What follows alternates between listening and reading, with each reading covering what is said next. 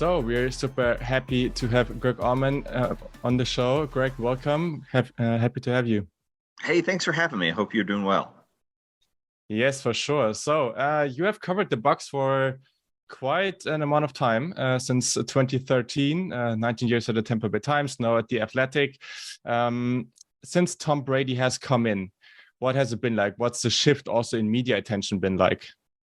It's very different for sure. You notice right away the team has a relevance outside the market, outside the state. I always joke that everyone's grandmother knows who Tom Brady is. So there's just that interest among people that are barely football fans, which is neat that way. You see it, and it's one of those where there's interest in the Bucs, and I had helped cover the team in '02 when they went to the Super Bowl. So you certainly saw how much they can take the market and capture people's interest when they're consistently good like they were back then. But it's neat to have that back and wild to see. Again, it's the team is on national TV in prime time. It's just a lot more prominent than it was with previous quarterbacks and previous years. For sure. So in the last years, it was also super unique. I mean, the home Super Bowl, then COVID. What has that been like for you? Yeah, it was 2020 was such a, like you said, unique, unusual season. We think about it's funny because now, this is the first year that reporters are back in the locker room. We get to meet players and talk to players face to face. So much of that season was just online, just with Zoom interviews like this. Brady came and we didn't have an in-person interview because, Brady came in March 2020. That was the arrival of COVID. So that whole season came and went without us really having any kind of face-to-face, right there, normal interaction. Super Bowl, again, even as well as it was to have the Super Bowl in Tampa and on their home field, they did it with 25,000 fans in the seats. And probably a third of those were kind of local first responders, emergency workers, medical workers, those kind of things. So very unusual. I think Bucs fans will tell you they'll take any Super Bowl under any circumstances if it means it's a championship they can brag on for the rest of their history. For sure. So it's not that long ago, actually, that the whispers started about a potential game in Munich. Talk to us about like the process. How excited were you about like to visit Munich this year? Yeah, I love the travel part of my job, so I'm always excited to go to. I'm excited if I'm going to San Francisco or Seattle. So in 3 years ago, they got to go to London, which is a really cool experience. I had never been before. My wife and I had been to Europe. We'd been to Rome and Nice. Barcelona. Had kind of done the Mediterranean side of things, but hadn't been to the UK at all. So it was a great trip to see that. The Tottenham Hotspur Stadium they used for the game against the Panthers in 19, it was like the first month it had been open. So you had this amazing, what would be 2 billion US stadium that's, brand new. And to see that was really sharp. To see just the novelty of how the NFL is embraced in another continent is really cool. So to see all these people, and it's neat because you go to an NFL game in Europe and everyone has jerseys, but they're jerseys from all over the league. So it's the one game you go to where you have people that are wearing literally almost every team in the NFL's jerseys because this is their only chance to see a game or one of the few chances. So it's probably even more cool this way with the first NFL game in Germany. They get the chance to go to Munich to see this game is international and we don't really get to see it all the time because so often we're just here and we see it in the cities where the teams are played. So to have this as a new extension of the NFL's international efforts, to be able to go into Germany, I was very much, I grew up and the World League of American Football in 1991 was a big thing for me. I lived in the amazingly international city of Raleigh, North Carolina, which had the Raleigh-Durham Skyhawks. They were right there with the Rhine Fire and the Hamburg Sea Devils and the London Monarchs, and I forget all the other Montreal Machine. So I really enjoyed that international part of World League way back again in 91. So yeah, looking forward to it. I wasn't sure necessarily that I was going for a while. My company wasn't sure just because travel budgets are always tight. Wasn't sure if we'd go or not. So it was only probably 2 weeks ago that I kind of got green lighted. The fares came down a little bit, which was nice. Airfare can be tricky, really strange. So like I think I paid $665 to fly from Tampa to Munich, and I think it would have been like 609 just to travel to Charlotte, North Carolina. So ends up being a really good deal, and super excited to go on this trip. Nice. Yeah. So you already mentioned the game in the Tottenham Stadium a couple of years back. Yeah. Is the team approaching it in a similar way? Is it treating it differently? I mean, for example, like there's a grass field in Munich, there's a artificial turf in Tottenham Stadium. Right. Anything that's different here? It's neat. These teams are so funny about not wanting to look ahead at all and not wanting to have the perception of looking past any opponent. So if you ask them anything about this game that's still 3 weeks off now, they won't. Oh no, our focus is very much. We're looking at the Panthers, nothing more than the Panthers.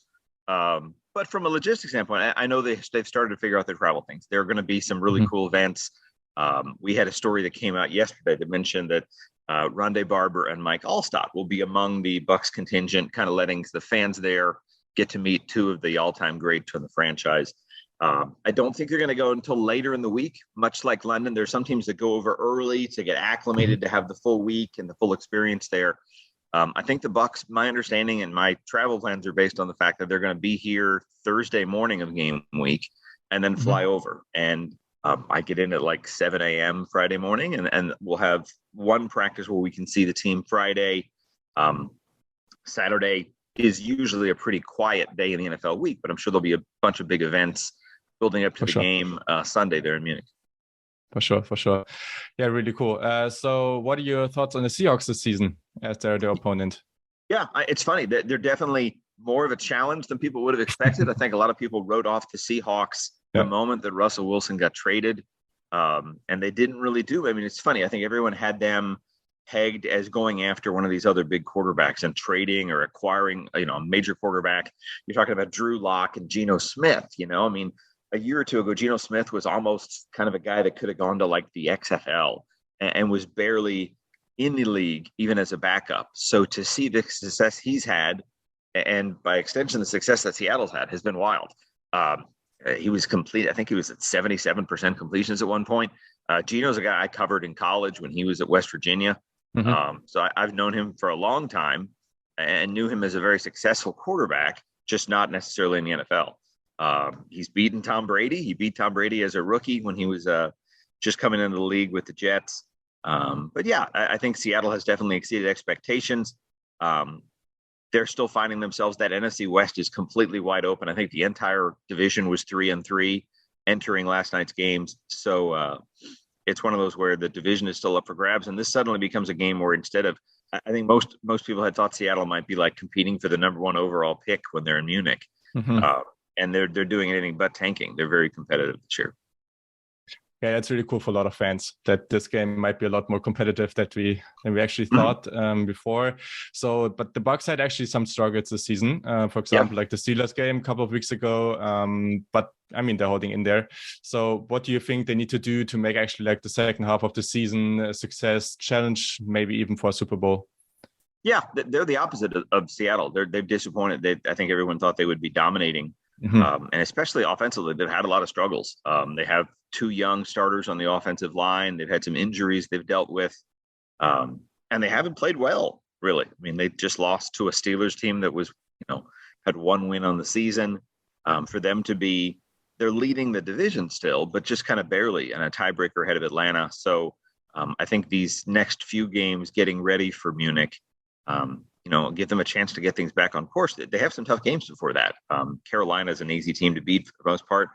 I say that they just lost to Pittsburgh, but then they go back and they have the Ravens on 4 days rest. And then they have the Rams, who've beaten them 3 times in the last 2 years. So, it could very easily be a Bucs team that's within a game of 500 when they go to Munich, which suddenly makes that Seattle game, you don't want to say a must win in November, but a really important win for them for sure. Okay, perfect. As a last question on a personal level, any plans for Munich? Maybe a couple of beers, probably. Yeah, looking forward to that. Absolutely. My brother goes to Germany a fair amount for business. So I've heard his stories of going into Germany and really has loved travel there. Again, I'm excited to check a new country off the list for me. When we went to London, my family went with, and we went to Amsterdam afterwards. So I got to do that and experience that.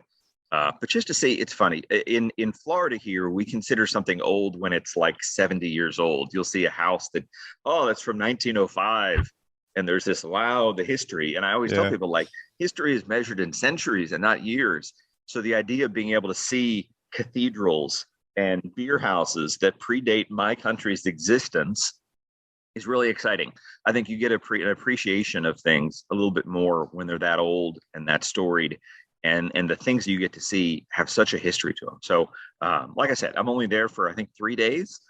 So it's a quick travels. And I don't think I'll venture outside Munich very much, but I'm very excited to be there, be able to see the city, have a beer or three, and just take in the city. Very excited for that.